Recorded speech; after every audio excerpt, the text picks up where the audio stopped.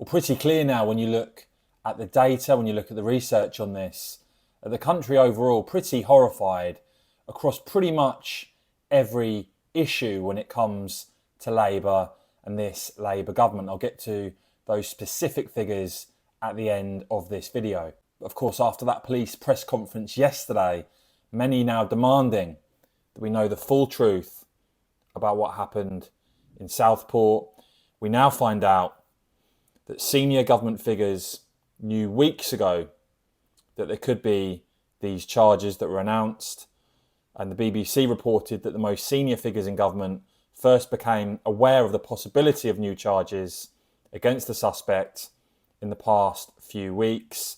And Dominic Cummings, who of course operated at the very highest levels of government in Downing Street previously, also speaking out on this today. In Parliament, you did see the Speaker make an intervention on this as well. But you did see the Reform MP, Richard Tice, ask a question at Prime Minister's Questions. Richard Tice. Thank you, Mr. Speaker. The government's own independent reviewer of terrorism legislation, Jonathan Hall KC, has said repeatedly recently that it is important in incidents of terrorism that the authorities put out more information sooner in order to prevent an information gap. Does the Prime Minister agree? Prime Minister. Mr. Speaker, obviously I'll tread carefully in answering this question for the very reasons that you yourself set out at the beginning of this session. I think it's very important, first and foremost, that in all cases, including the particularly difficult case that the Speaker mentioned earlier, that the police and prosecutors are able to do their difficult job.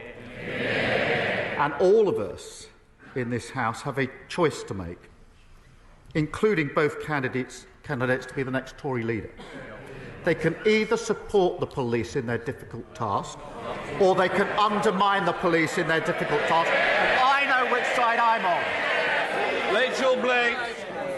And when it comes to the budget, Labour having previously, during the election campaign, dampened any prospect of there being tax rises, instead confirmed today, now they're in power, £40 billion worth of taxes, of tax rises. You've seen there the Reform MP Rupert Lowe saying hiking employees' national insurance contributions is a very, very stupid move, suffocating the private sector.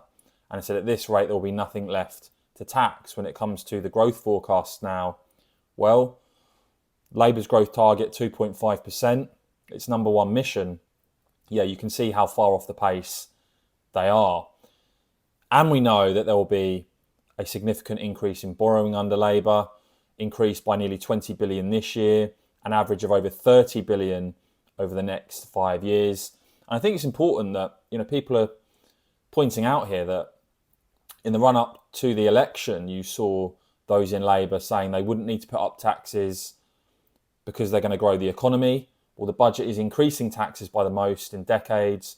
No great growth predicted at all. And just look at the tax burden now following this budget. Not just the highest since the 1940s, the highest since comparable records began.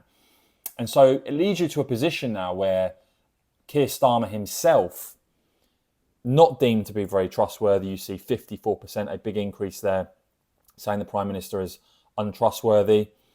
Labour now having negative approval from voters on every single issue. So that is pretty dire for this Labour government. Do let me know if those numbers surprise you or not though, guys. I will, of course, keep bringing you all the latest on this and much more. So please do whack this video a quick thumbs up. And of course, as ever, cheers for watching.